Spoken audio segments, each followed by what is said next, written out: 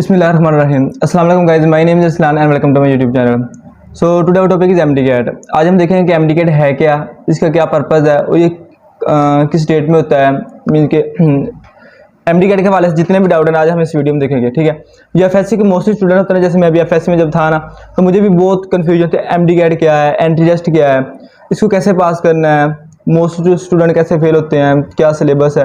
बहुत जो अब के स्टूडेंट हैं उनको तो बहुत ज़्यादा क्या कहते हैं कि कन्फ्यूजन है इसमें, ठीक है। तो आज की वीडियो में अभी हम इन सब को होल को डिस्कस करेंगे, ठीक है। आज की जो वीडियो में हम इसमें 5 क्वेश्चन के आंसर देखेंगे, ठीक है। फर्स्ट हम देखेंगे व्हाट इज़ एमडी-कैट, एमडी-कैट क्या है, ठीक है। सेकंड हम देखेंगे मीन्स कि उसका प्रोसीजर क्या अप्लाई करने का, उसका टेस्ट है उसको अप्लाई ऑनलाइन अप्लाई होता है, ठीक है। उसका क्या प्रोसीजर है।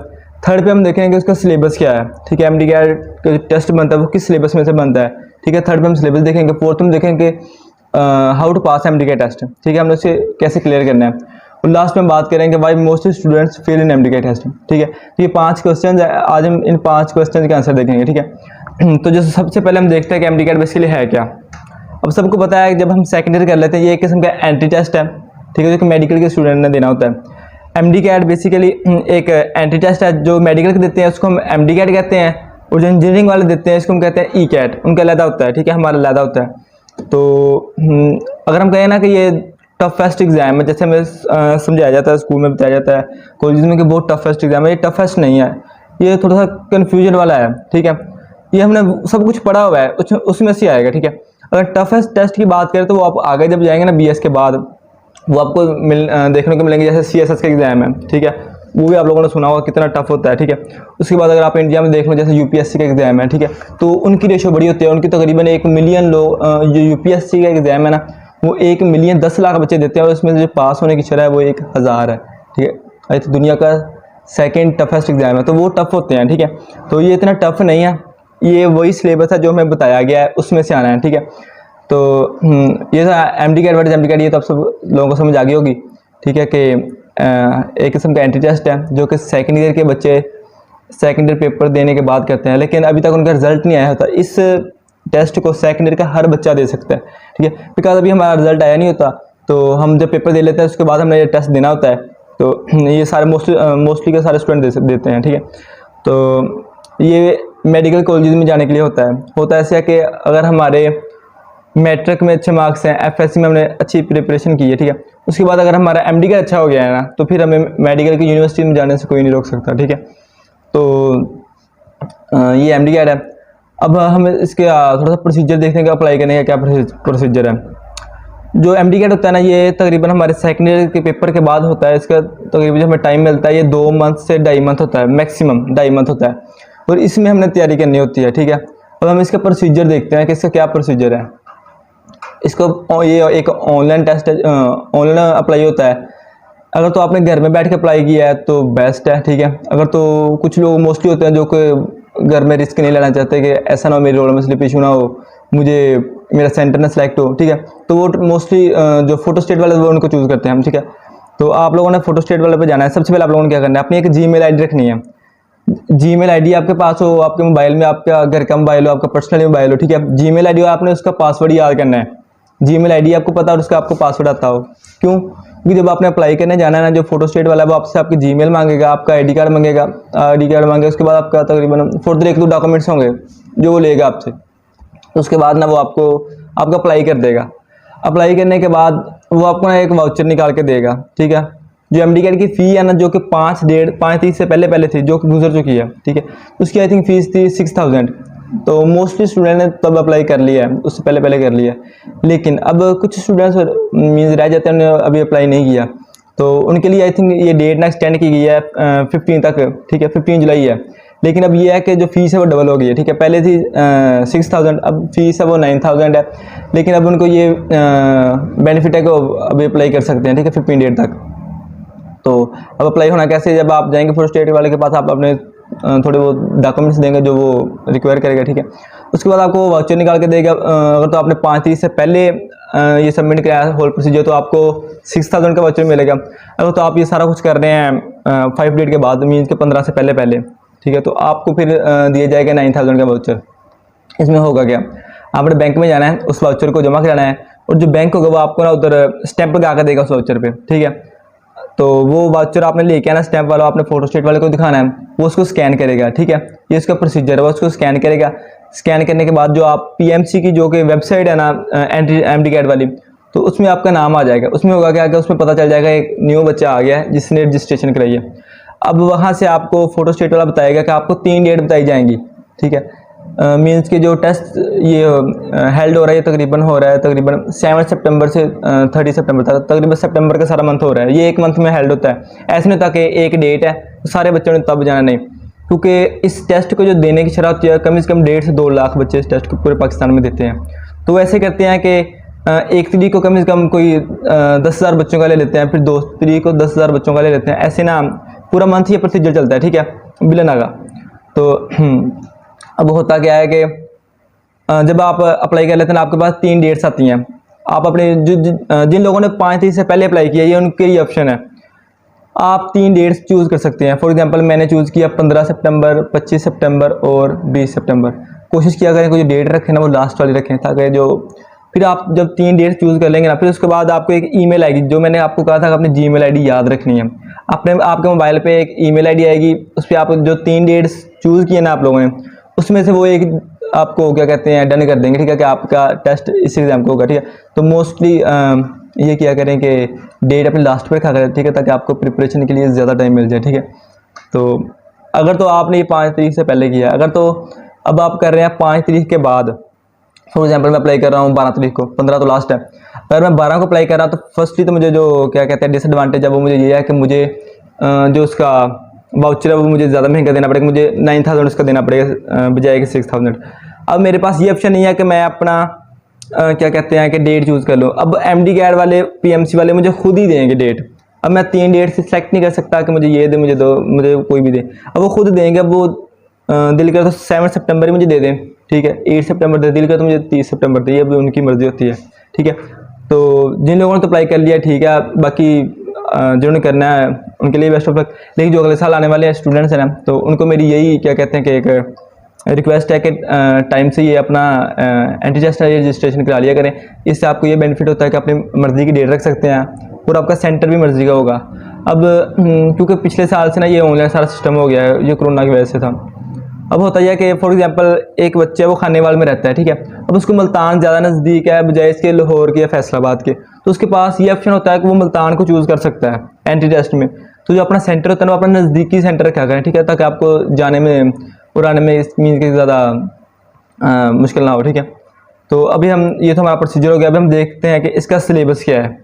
अब सिलेबस के हवाले से बहुत स्टूडेंट्स कंफ्यूज है कि हम क्या याद करें, किस में से आएगा, क्या आएगा, ठीक है। तो जो मोस्टली टीचर्स हैं ना, सब सारे टीचर वो बच्चों को ये कहते हैं कि एमडी कैट है वो फर्स्ट ईयर सेकेंड ईयर की बुक्स में से आएगा।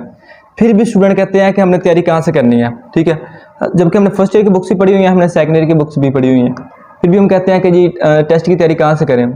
तो सबसे पहले जो मशवरा आप लोगों को ये है ना कि जो अकेडमीज़ है ना, इनको मत ज्वाइन करें। अगर आप ज्वाइन करेंगे ना, क्योंकि मैं बात कर रहा हूँ एवरेज स्टूडेंट की, ठीक है, मैं ये नहीं बात कर रहा कि कोई ज़्यादा रिच है कोई ज़्यादा पुअर है, एवरेज स्टूडेंट जो कि हमारे पाकिस्तान के हालात हैं, ठीक है। अगर आपको अकेडमी ज्वाइन करते हैं ना, तो आई डोंट थिंक कि 50-60,000 से कम कोई अकेडमी है पाकिस्तान में, ठीक है।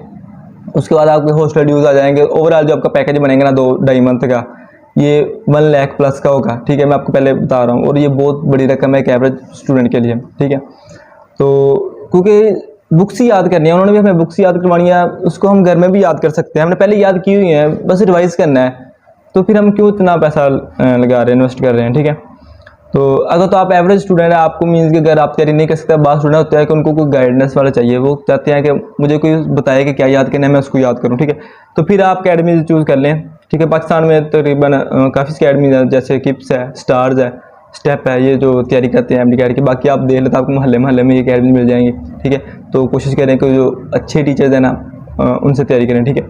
तो बहरहाल मैं तो आपको ये मशवरा नहीं दूंगा, लेकिन अगर आप एवरेज स्टूडेंट हैं तो भाई आप जाएँ, या तो आप पढ़ने वाले स्टूडेंट हैं तो फिर आप घर बैठ के तैयारी कर सकते हैं। क्योंकि जो लोग बहुत टॉप करते हैं ना, या जो एमडी कैट को आप यूट्यूब पे जाएं, यूट्यूब पे जाके लिखें कि पिछले साल किन स्टूडेंट ने जो एमडी कैट है वो मीन्स क्या क्लियर किया है। आपको तकरीबन जो फर्स्ट 3-4 यूट्यूब पे मिलेंगे वो स्टूडेंट होंगे, वो खुद बताएंगे कि बेटा हमने घर बैठ के तैयारी की है, हमने कोई एकेडमी ज्वाइन नहीं की, कोई एक्स्ट्रा बुक नहीं पढ़ी, हमने अकेला books first year second year की बुक्स को पढ़ा है और अल्हम्दुलिल्लाह हमने क्लियर कर लिया। ठीक है, वो आपको ये सजेशन देंगे। ठीक है, तो अगर वो कर सकते हैं तो भाई हम भी अल्लाह के बंदे हैं, हम भी कर सकते हैं। तो जो ओवरऑल बच्चों की तादाद होती है ना MD-CAT में, वो तकरीबन जो अब चल रही है वो 2 लाख है। मतलब कि 2 लाख बच्चे MD-CAT के टेस्ट देते हैं और जो पास होने की शरह है, जो डॉक्टर उन्होंने लेने हैं, वो 3000 है। ठीक है, हमने कोशिश ये करनी है कि हमने 190 को टच करना है। कोशिश ये करनी है कि हमने 190 को टच करना है, 90 नहीं तो 180 प्लस को, क्योंकि मेरिट बहुत ऊपर चला गया है। आप लोगों को पता है कि मेरिट में आप लोगों को बता दूँ, जो MBBS डॉक्टर बनने के लिए मेरिट है ना, जो कि बड़ी यूनिवर्सिटी है, जैसे हम देखते हैं जैसे मीन्स के जो बड़ी बड़ी यूनिवर्सिटी है, ठीक है, जो कि अपना उनका अलग मेरिट होता है। उनका मेरिट ऐसे होता है कि MBBS बनने के 10% जो होता है ना, वो मैट्रिक का वो काउंट करते हैं, 40% वो FSC का काउंट करते हैं, मीन्स के फर्स्ट ईयर सेकेंड ईयर का। ये होगा हमारे पास 50% और 50% वो अकेला MD-CAT का काउंट करते हैं। तो खुद देखें कि MD-CAT की क्या अहमियत है। हम 4 साल लगाते हैं, first 9th 10th first year second year, और ये 4 साल और 2 मंथ का बस ये MD-CAT, इनकी रेशियो बराबर है। ठीक है, तो कोशिश करनी है कि इस 2 मंथ में ना आप पढ़ लें। हमें मोस्टली टीचर्स कहते हैं कि 10th में पढ़ लो, आगे बस आगे मौजे हैं। ठीक है, बाद में कहते हैं कि FSC में पढ़ लो, आगे मौजे हैं। लेकिन ये 2 मंथ आपके स्ट्रिक्ट हैं।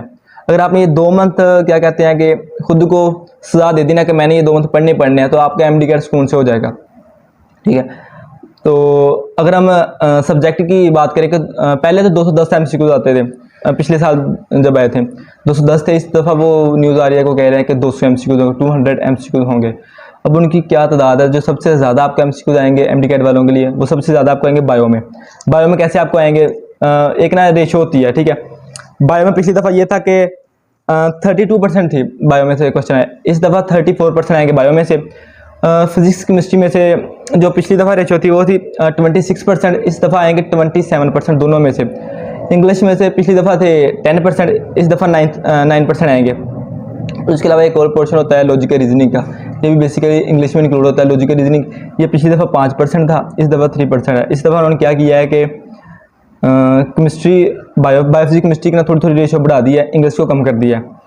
अब अगर हम मार्क्स की बात करें, 200 मार्क्स का पेपर है, उनमें से 68 मार्क्स आपका बायो का है, 58 मार्क्स का केमिस्ट्री और फिजिक्स के MCQ जाएंगे। ठीक है, जो इंग्लिश के आपको MCQ जाएंगे वो 18 मार्क्स के होंगे, और जो लॉजिकल रीजनिंग का हमारा एक्स्ट्रा पोर्शन है ये आपको 6 मार्क्स का ये होगा। ठीक है, ये हमारे 200 इस तरह पूरे हो जाएंगे। ठीक है, कोई एक आधा होगा आगे पीछे वो दे दें, तो वो भी इनकी मर्जी है, हम कुछ नहीं कर सकते। तो अभी प्रोसीजर की बात कर रहे थे, तो मैं आपको एक इम्पोर्टेंट बात बता दूं। अगर आपने एग्ज़ाम सेंटर में जाना है ना, अपने रोल नंबर स्लिप और ID कार्ड, इसके बगैर नहीं जाना, वो आपका इंटरेस्ट नहीं देंगे। आपने जब भी जाना ना, फॉर एग्जांपल आपका कल को टेस्ट है, तो आज रात को अपना मेक श्योर करें कि आपका ID कार्ड, ठीक है, और आपकी जो रोल नंबर स्लिप है जो आपको वो फोटो स्टेट वाला निकाल के देगा, इसको आपने साथ लेके जाना है, क्योंकि इससे आपका रिजल्ट अनाउंस होगा। रिजल्ट अब मोस्ट स्टूडेंट का ये भी क्वेश्चन होता है कि रिजल्ट कैसे आता है। जो मैंने पहले बात की थी कि आपने Gmail ID के रखें। अब आपको होगा ये कि आप पेपर देंगे ना, आपके घर पहुंचने से पहले तक आपका रिजल्ट घर पहुंच जाता है। कैसे? क्योंकि सारा सिस्टम ऑनलाइन है। आप जाएंगे, आपको टैबलेट दिए जाएंगे, आपने जाकर बैठ जाना, अपने टैबलेट पे 200 MCQ है, वो आपने टिक लगा के आ जाना, घर आ जाना है, और वो ऑटोमेटिक सिस्टम होता है कि आधे घंटे बाद 1 घंटे बाद तकरीबन वो रिजल्ट अपलोड कर देता है टैबलेट खुद। ठीक है, ये उनका ऑनलाइन सिस्टम है। तो आपके Gmail ID पे आपको ना वो नंबर बता देगा कि आप कितने मार्क्स आ गए हैं। अगर तो घंटे 2 घंटे उसी दिन रिजल्ट आएगा। अगर तो उसी दिन रिजल्ट नहीं आ रहा तो PMC की वेबसाइट पे जाएं, ठीक है, तो उधर अपना रोल नंबर ऐड करें, अपनी Gmail ID और पासवर्ड ऐड करें, आपको उधर रिजल्ट मिल जाएगा। ठीक है, अगर तो इनकेस उधर भी नहीं आ रहा तो फिर जिधर आपने एग्जाम दिया है ना, उधर एक दफ़ा क्या कहते हैं चक्कर लगा रहे, कोई इशू तो नहीं बन गया। बाद स्टूडेंट का ये इशू होता है कि वो ID कार्ड साथ नहीं लेके जाते और उनका रिजल्ट उस दिन नहीं फिर आता, फिर अगले दिन जाकर उनको ID कार्ड सबमिट करवाना पड़ता है, फिर उनका रिजल्ट आता है। ठीक है, तो ये बहुत इशू आ रहा है। तो आपको फिर बार बार कह रहा हूँ कि अपना ID कार्ड और अपने रोल नंबर स्लिप लाजमी लेके जाएं। ठीक है, इसके बगैर गुजारा नहीं है। उसके बाद अगर देखें कि जो स्टूडेंट्स हैं वो कैसे पास करते हैं, ठीक है, how to pass MD-CAT test, जो कि मोस्ट इम्पोर्टेंट क्वेश्चन है। आपको पहले भी बात की थी कि जो MD कैट का टेस्ट है ना, ये टफ नहीं है, ये कंफ्यूज करता है। अब इसको पास करने के लिए आपने फर्स्ट और सेकंड की बुक्स याद करनी है। कोई एक्स्ट्रा मटीरियल नहीं है जो हमें गवर्नमेंट कहे कि ये एक्स्ट्रा मटीरियल है भाई आप इसको याद करो अगर आपने अच्छे मार्क्स लेने हैं फला फला। आपने बुक्स को याद करना है, ठीक है। फॉर एग्जांपल हम बायो की बात करें, बायो की फर्स्ट ईयर सेकंड की बुक को सामने रख लें, आई डोंट थिंक उनके अलावा कोई भी क्वेश्चन बोर्ड में आएगा, आता ही नहीं है, उसी में से आता है। हम जो हमें क्वेश्चन ना आ रहा हो हम कहते हैं कि ये आउट ऑफ सिलेबस था, लेकिन वो बुक्स के अंदर मौजूद होता है। आप छोटी सी कोई डायग्राम देखें, वो डायग्राम के नीचे होगा, ठीक है। आप कोई छोटी सी येलो बॉक्स होता है, वो उसमें से कोई MCQ उठा लेंगे, बुक्स में से आएगा। अब तैयारी के हवाले से एक जो बुक मंजर आम पर आ रही है, वो तकरीबन उसको नाम तो नहीं याद, वो पिछले साल का जो एडिशन था उसमें 12,000 MCQ थे। इस दफ़ा जो न्यू एडिशन है उसमें 15,000 MCQ है, वो MD कैट के लिए है, ठीक है। तो आप लोग उसका जो साइज़ है ना वो इतना है उस बुक का अकेली का। खुद सोचे कि हम साल में इतनी इतनी बुक्स को बड़ी मुश्किल से कवर करते हैं, ठीक है। फिर भी हम पेपर में घबरा जाते हैं कि हमारी तो तैयारी नहीं है, लेकिन इतनी बड़ी बुक्स को हम कैसे याद करेंगे, ठीक है। तो अगर तो आप लाइक 5 स्टूडेंट हैं, एवरेज की बात करें तो आप लाइक 5 के आपकी बुक्स कवर हो गई हैं टाइम से, आपके पास 2.5 मंथ थे, आपने दो मंथ में आपने बुक्स कंप्लीट कर ली हैं, तो फिर जो आपके पास हाफ मंथ है ना, फिर आप एक्स्ट्रा मटीरियल पे जाएं, मीन्स कि आप एक्स्ट्रा नोट्स पढ़ें, ठीक है, एक्स्ट्रा मटीरियल पढ़ें। लेकिन नहीं, अगर तो आपके बुक्स ही नहीं कवर हुई और आपने साथ में एक्स्ट्रा नोट्स शुरू कर दिए हैं, तो ये बहुत क्या कहते हैं बैड इम्पैक्ट है। इससे आपका ये होगा कि आपकी बुक्स भी कवर नहीं है, 50% हमारी उधर तैयारी है, 50% इधर तैयारी है, तो पेपर वो सारा उधर से आएगा, ठीक है। तो आप मेक श्योर करें कि सबसे पहले अपनी बुक्स को याद करें, उसी में से पेपर आएगा, ठीक है। तो अगर तैयारी के बारे में हम देखें तो बायो का तो मोस्ट स्टूडेंट की फेवरेट होती है, ये इनको आती होती है, ठीक है। केमिस्ट्री भी इतनी टफ नहीं होती, ऑर्गेनिक इनऑर्गेनिक वो बंदा कवर कर लेता है। जो सबसे ज़्यादा MD कैट आपको तंग करेगी ना बुक, वो फिजिक्स होगी। फिजिक्स का क्या होता है कि हम छोटे छोटे फॉर्मूले तो हम उनको इग्नोर कर देते हैं। फिजिक्स में आपको बस 58 क्वेश्चन आएंगे, MCQ आएंगे। अब जो 50 वो आएंगे ना MCQ, उसमें से 25 ये होंगे कि भाई इसका यूनिट क्या है, एनर्जी का यूनिट क्या है, वर्क का यूनिट क्या है, जो हमने यूनिट पढ़े थे, हम जो फर्स्ट ईयर में मोस्टली पढ़ते हैं, सेकेंड ईयर में भी हैं थोड़ी बहुत। तो करंट का क्या यूनिट है, एम्पेयर वगैरह, ये बहुत MCQ आते हैं, ठीक है। फिजिक्स में से आते ही ये हैं। एक किस्म के ये MCQ आते हैं, जो दूसरे किस्म के MCQ आते हैं वो ये होते हैं कि डेरिवेशन होती है हमारे पास। फॉर एग्जाम्पल वो कहते हैं कि जी ये हाइट है, ठीक है, ये हमने चीज़ गिराई है, इसकी ग्रेविटी फाइंड करें, ठीक है।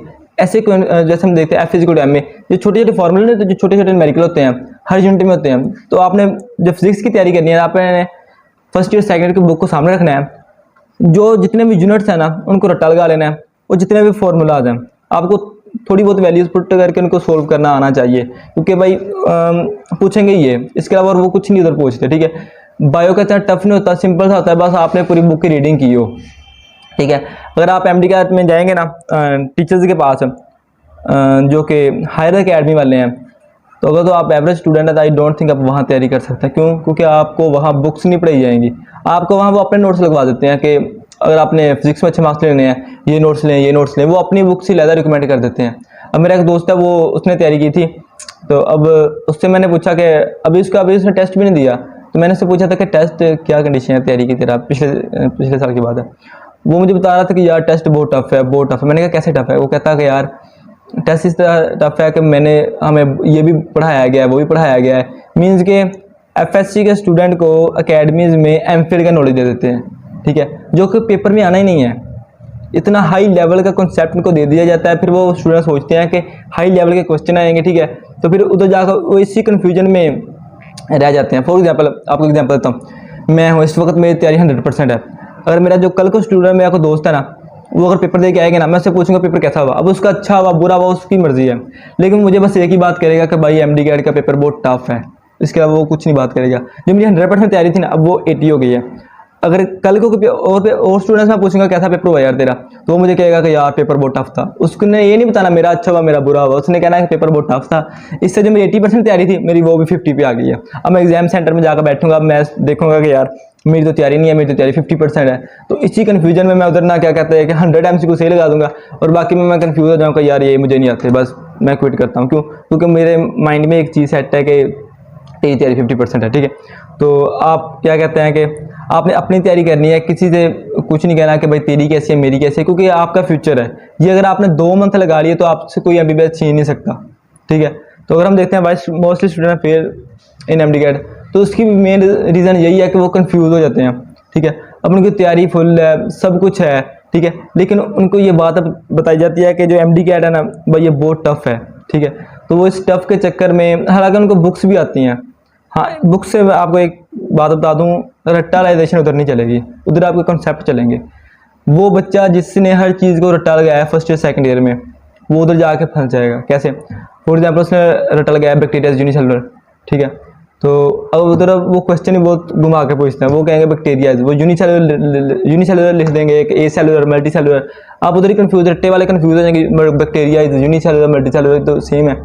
तो जो कंसेप्चुअल बच्चा होगा ना वो देखेगा कि बैक्टीरिया में एक सेल होता है तो वो यूनिसेलुलर है, ठीक है। तो अपने कंसेप्ट को मजबूत रखें, ठीक है। आपने क्योंकि 2.5 मंथ उन बुक्स को पढ़ने के लिए जिनको हमने पहले पढ़ा हुआ है बहुत ज़्यादा टाइम है, सुकून से हम कर सकते हैं। दिन में तकरीबन अगर हम इनको ज़्यादा टाइम ना दें, 1.5 घंटा भी एक बुक को दे देना, क्वांटिटी ऑफ टाइम मैटर नहीं करती कि आपने इसको 10 घंटे दिए, आपने इसको 20 घंटे दिए, क्वालिटी ऑफ टाइम मैटर करती है कि आपने इस बुक को कितने, मीन्स के अगर फॉर एग्जाम्पल मैं बायो को पढ़ रहा हूँ, मैं इसको 4 घंटे दे दूँ, बजाय इसको मैं पढ़ने के मैं 4 घंटे बातें करूँ, मैं कहूँ कि मैंने जी 4 घंटे बुक्स को पढ़ा है, 4 घंटे छोड़ें, 1 घंटा उसको अच्छी तरह दे दें, ठीक है। वो आप 4 घंटे की बजाय 1 घंटे में अच्छा कवर कर सकते हैं, ठीक है। तो क्वांटिटी मैटर नहीं करती है, आपने कितना टाइम दे, क्वालिटी मैटर करती है।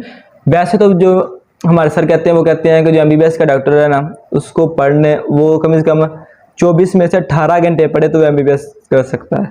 अब खुद देखिए कि हम 18 घंटे पढ़ते हैं नहीं, फिर भी हम कहते हैं कि हमने एमडीकैट क्लियर करना है, ये है वो है, ठीक है।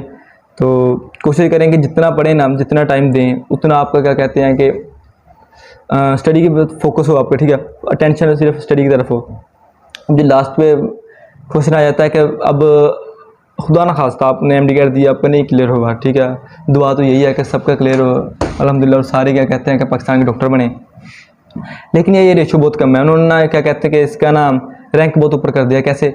अब 2 लाख बच्चे इसको दे रहे हैं टेस्ट को, और जो डॉक्टर बन रहे हैं वो हमारे पास मैक्सिमम 3000 मीन्स के 4000 इसके करीब है, ठीक है। तो इसकी जो पास करने की रेशो है इतनी ज़्यादा नहीं है, ठीक है। लेकिन जो कंसेप्चुअल बच्चे होते हैं वही पास कर जाते हैं। खुद देखें, बाद दफ़ा स्टूडेंट्स के 1000 मार्क्स आ जाते हैं एफएससी में 9th 10th में, लेकिन जो उनका एमडीकैट वो रह जाता है, बाद दफ़ा 900 मार्क्स वाले एमडीकैट को क्लियर कर जाता है। क्यों? क्योंकि उनके कंसेप्ट मजबूत होते हैं। आपने रट्टे को नहीं फॉलो करना, आपने क्या कहते हैं कि अपने कंसेप्ट ले जाने, ठीक है। ये तो बायोसिस्टम सिस्टम कर लेंगे। लास्ट पे जो हमारा क्वेश्चन है वो है लॉजिकल रीजनिंग।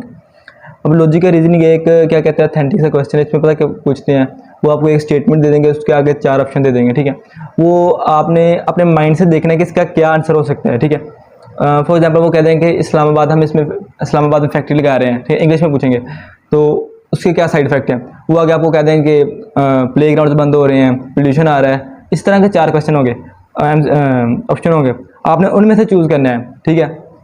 तो बेसिकली ये लॉजिकल रीज़न, आपने कोई ना कोई रीज़न देखना है, इसको करना है, ठीक है।